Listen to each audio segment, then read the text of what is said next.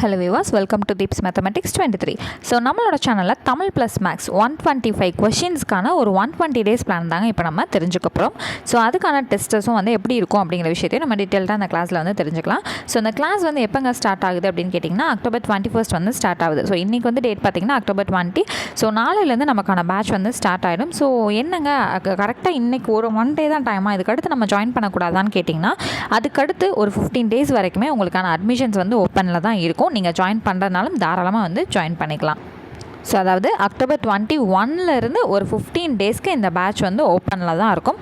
So அதுக்கடுத்து லேட்டராக பார்க்குறவங்களா இருந்தாலுமே நீங்கள் கண்டிப்பாக இந்த பேட்சில் ஜாயின் பண்ணிக்கலாம். ஓகேங்களா?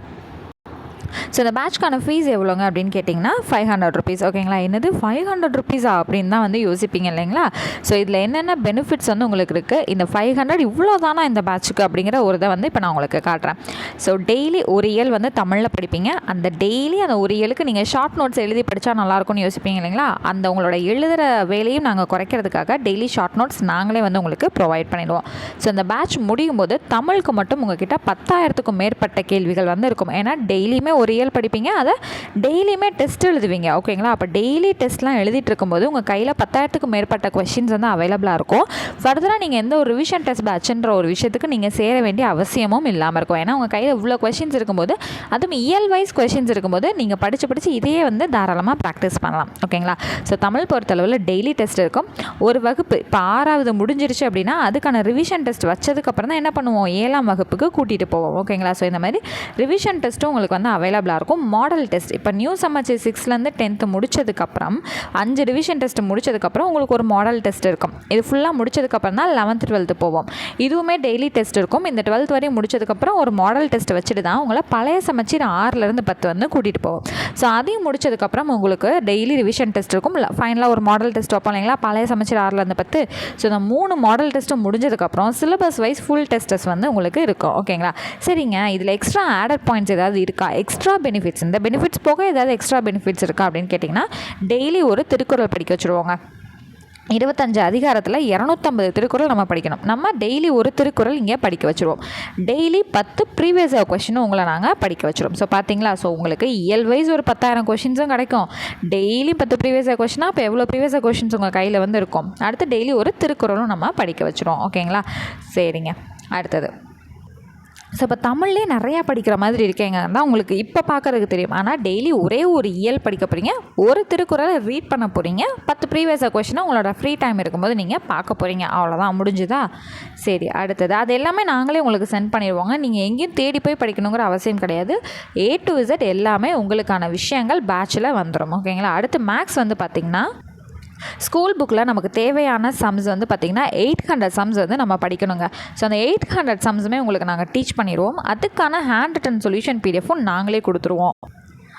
டெய்லி டெஸ்ட்டும் மேக்ஸில் வந்து உண்டு. எப்படிங்க தமிழும் எழுதிட்டு மேக்ஸும் எழுத முடியுமான்னு கேட்டிங்கன்னா ரொம்ப மினிமமான சம்ஸ் தான், அதிகபட்சம் ஒரு 8 சம் தான் இருக்கும். நம்ம என்ன இன்றைக்கி நடத்துனதை படிக்க போகிறீங்க. ஒரு தடவை நீங்கள் ஒர்க் அவுட் பண்ணி பார்த்துட்டு அந்த சம்ஸை அப்படியே நீங்கள் டெய்லியும் டெஸ்ட் எழுத போகிறீங்க.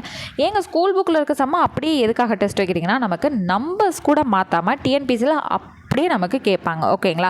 ஸோ இப்போ டிஎன்பிஎஸ்சினா ரொம்ப பெருசாக இருக்குமோ, நம்பர்லாம் அப்படி இப்படின்னு மாற்றி தருவாங்களோ, அப்போ ரொம்ப புதுசாக படிக்க வேண்டியது இருக்குமோ, ஸ்கூல் புக்கில் இருக்க 800 சம்ஸை நீங்கள் தரோ பண்ணிங்கனாலே அப் டு ஒரு 15லேருந்து 18 கொஷின்ஸ் வந்து உங்கள் கையில், அதாவது 25க்கு 18லேருந்து சாலிடாக 18 கொஷின்ஸ் உங்கள் கையில் இருக்கும். அப்போ பார்த்துக்கங்க, மிச்சம் இருக்கக்கூடிய கொஷின்ஸ்க்காக நீங்கள் ஓடணுமா, ஆல்ரெடி புக்கில் இருக்க கொஷின்ஸை நீங்கள் ப்ரிப்பேர் பண்ணணுமா?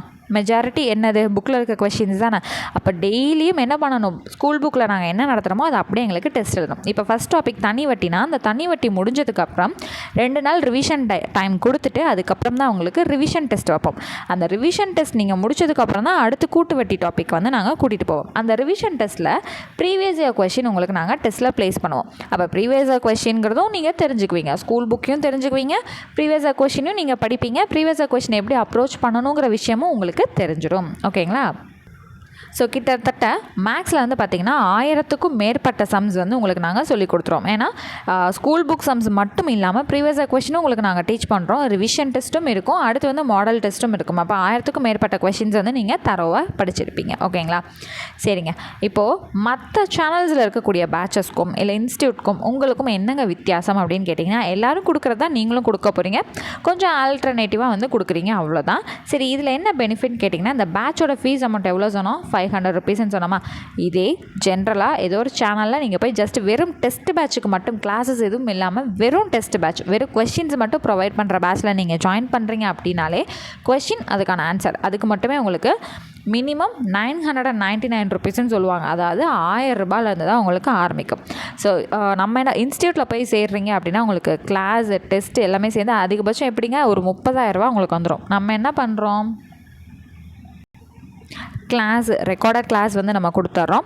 ஸோ அதுக்கான ரிவிஷன் நோட்ஸ், மேக்ஸுக்கான சொல்யூஷன் PDF, டெய்லி டெஸ்ட் கொடுக்குறோம், ரிவிஷன் டெஸ்ட், மாடல் டெஸ்ட்டுன்னு எல்லாமே சேர்த்து 500 rupees பேக்கேஜில் நம்ம வந்து கம்ப்ளீட் பண்ணிடுறோம். ஓகேங்களா?